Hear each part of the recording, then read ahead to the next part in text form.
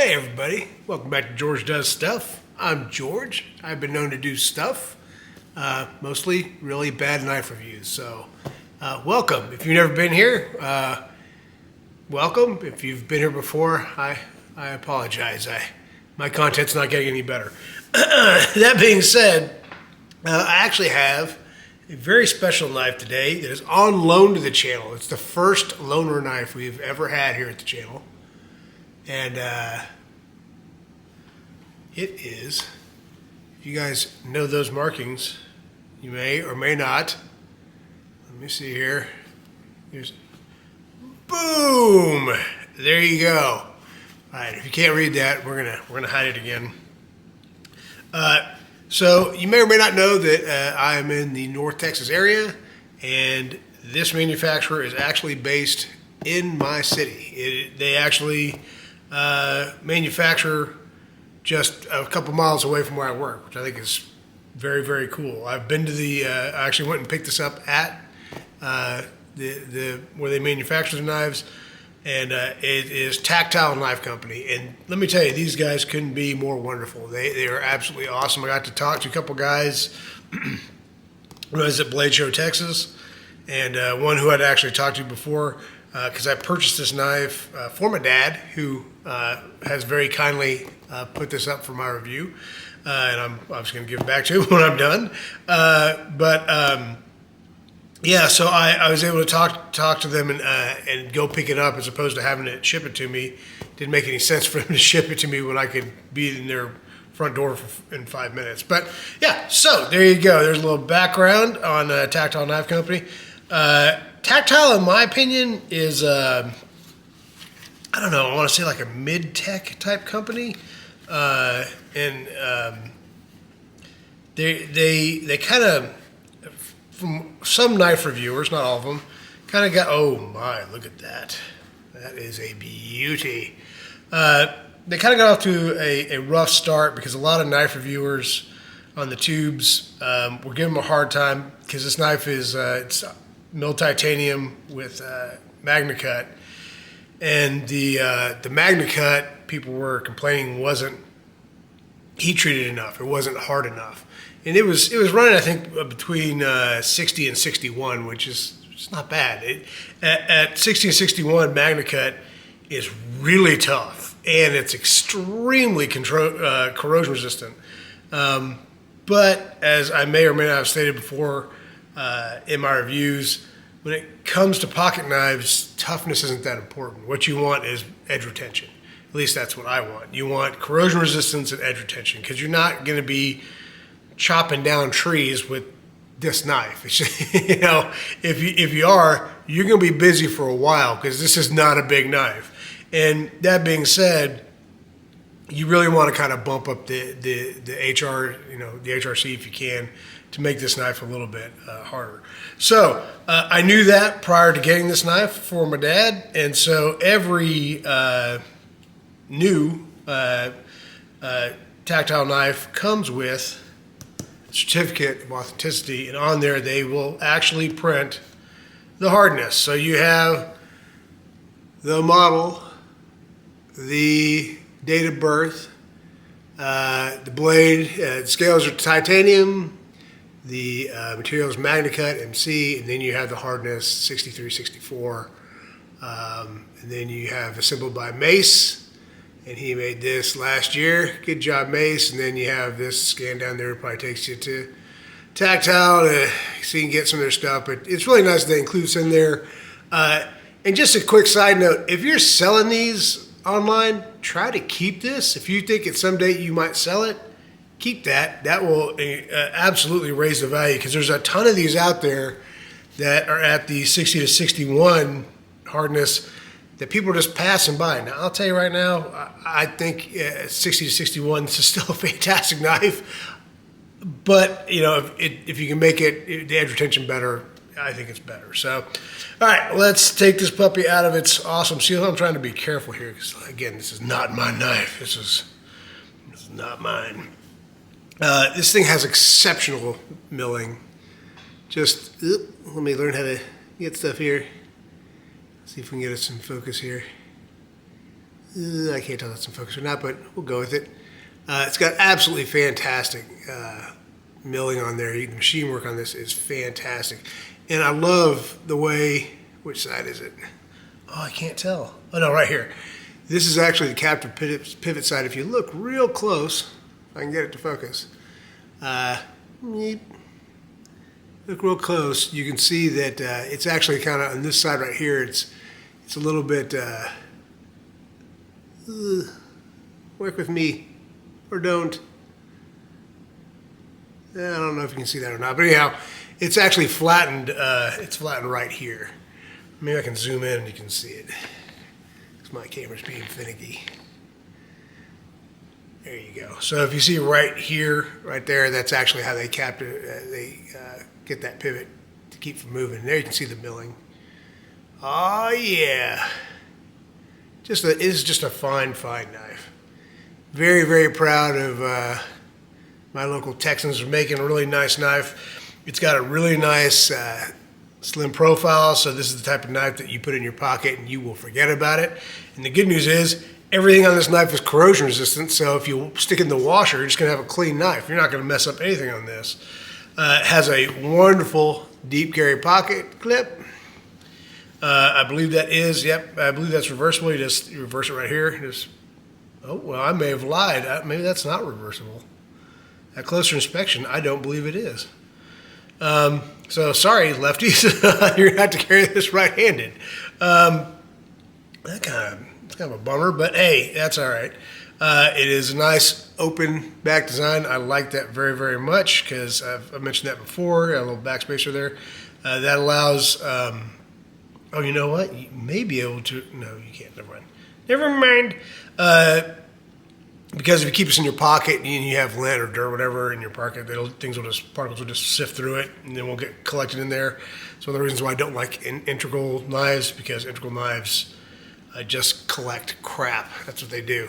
I am absolutely in love with the blade, or the overall shape of this knife. It is a very slim, low profile.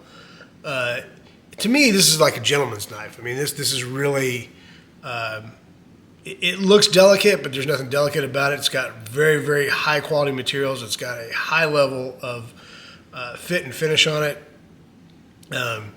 Everything about this knife just screams quality. And believe it or not, well, I guess it's a small knife, so the prices on these tend not to be too expensive. Well, I take that back. They're not overly expensive, let's say that, because everybody's pocket is different, everybody's budget's different. I believe this was $320. I'll put the price up there if I got it wrong. But the second you put this knife in your hand, you can feel it. It's one of those kind of magic moments where I gave it to my dad, and I never held it. I didn't hold it when I was, at the manufacturer. And when he opened it up and handed it to me, I was just like, "Oh my God, that's really nice." And the mill work on this is such that it gives you more purchase than you think that you would actually have. You can kind of see it there, and it's very, very well finished. It's a liner lock. And it's just smooth as silk. And like I said, this is really a gentleman's knife. This is not a knife you're just going to be smashing into stuff and I don't know that I'd take this camping or anything like that. Not that it wouldn't perform. I think it would perform fantastically. As a matter of fact, if you were trying to go do some saltwater fishing and you need to have a knife and it's in your budget, what a great saltwater knife this is. I mean, it's got titanium. It's got stainless steel parts. It's got, Magnacut that is extremely corrosion resistant. This knife will perform spectacularly in a saltwater environment. Just wipe it down a little bit when you're done and you are good to go. There's a minimal amount of writing on here. You have Magnacut on this side. You have Tactile on that side. If I didn't say it, this model is the Rockwall. Tactile has getting every day a larger and larger line of knives. For me personally, this is by far and away my favorite. They have another model called the Maverick, which is a little bit bigger knife, which I'm also very, very interested in. But I got to get my own one of these before I start looking at the Maverick. But they have a couple knives that, in my opinion, are kind of controversial. They have a new slip joint, or they have a slip joint. It's not new. They're called the Bear, which is a county in Texas where San Antonio is. It looks like it's spelled Bexar, but it's pronounced Bear. I'm not. It's a slip joint. I'm not big into slip joints. I just don't like them personally.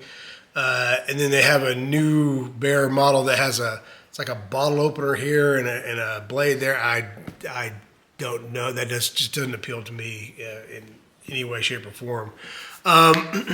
But this model, the Maverick, I believe there's another one called the Archer. I'll pop some of these up there, give myself some cues to pop some of these images up there of these different models. But I mean, regardless of whether you like the way they're shaped or you like, how the knife is designed or whatever, they're all quality. Tactile makes a fine quality product. Like I said, when they first started, they got kind of a rough start with YouTubers anyway, because the hardness of the Magnacut wasn't what they were looking for. And the other thing, which I thought was kind of silly, is a lot of them felt that the blade was not sharp enough from the factory. I love a very sharp factory edge. I'm not going to lie. To me, that's a nice bonus. But when you get to the point where you're buying knives at this price and up, at some point you're going to have to bite the bullet and learn how to sharpen a knife, or have somebody that will sharpen a knife for you. So if this knife came from the factory and it wasn't sharp, chances are you'll find a way to have somebody sharpen it or sharpen it yourself to really put a good edge on it. But this knife, if I recall correctly, this knife is plenty sharp from the factory. We'll do our little paper cutting test here in a few, but first it's the time of the show where we like to compare this to other knives. So let me back out here just a little bit, and we'll start off with, we got kind of an eclectic collection here. We have the Mini Iridium, which I think is a pretty good comparison. When I took this out, I kind of figured that was good. The Rockwall is a little bit bigger, but not much. My handy dandy never leaves my side. Paramilitary 2, you can see it's much smaller than a Para 2. Another one of my favorite carries, and in Magnacut, so we're keeping it in the same steel family here. We have the Native, which is it's a comparable, kind of comparable in size, but it's a much thicker carry, obviously. I think another fair comparison is the full-size Kaiser here, which I think is it's actually much bigger. I'm kind of surprised at the size. And last but not least in our comparison here, let's go ahead and one of my new shocking surprise knives I didn't think I'd like as much as I did, the QSP Penguin. This is an S90V with steel handles, and this knife I put my own edge on there, and I don't know if the camera will pick it up or not, but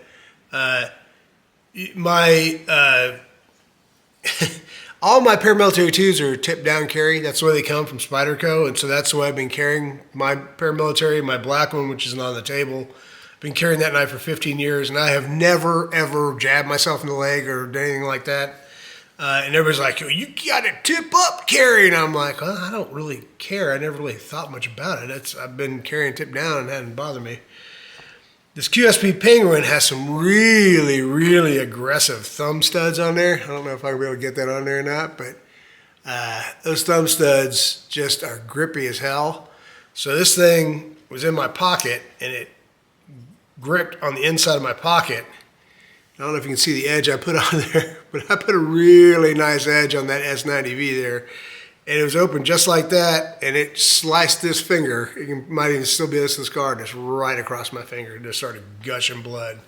And it was only open that much. So I am now officially a huge fan of tip down carry. I think the other problem with this, and I love this knife a lot, but it swells out here. So between that and the thumb stud, it is really prone. I mean, it's really easy to get that thing to open up. So be careful if you have a QSP Penguin, especially if you got a really good edge on it. But it's a damn good knife. I don't want to undersell the fact that it's a great knife. Yeah, so there you go. I think you have a really good idea of where this fits as far as size.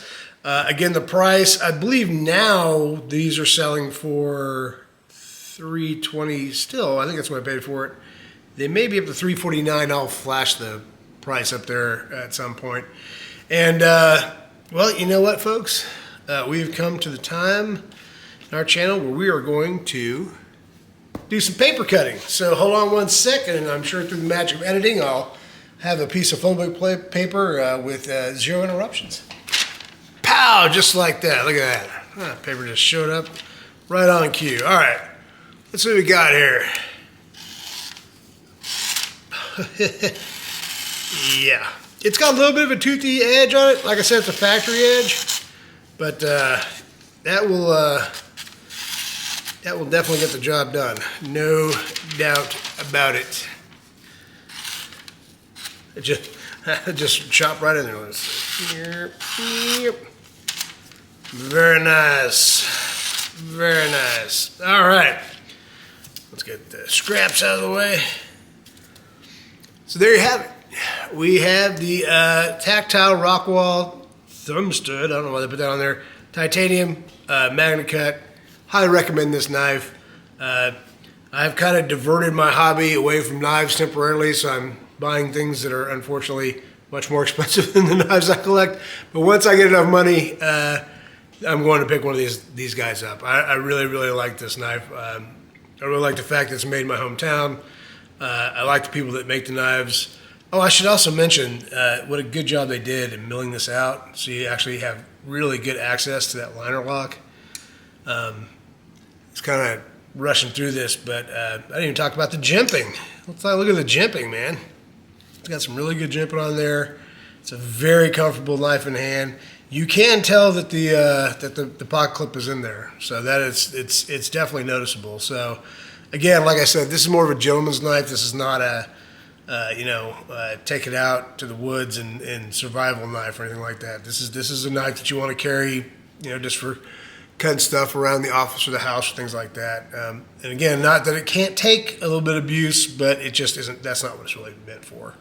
But yeah, that being said, fantastic knife. Absolutely love it. Highly recommend it. I can't wait to get one of my own. Big thanks to my dad for letting me borrow it for this review. I very much appreciate it. And that's all I got for you, folks. I will see you in the next review. Thanks for watching. Talk to you soon.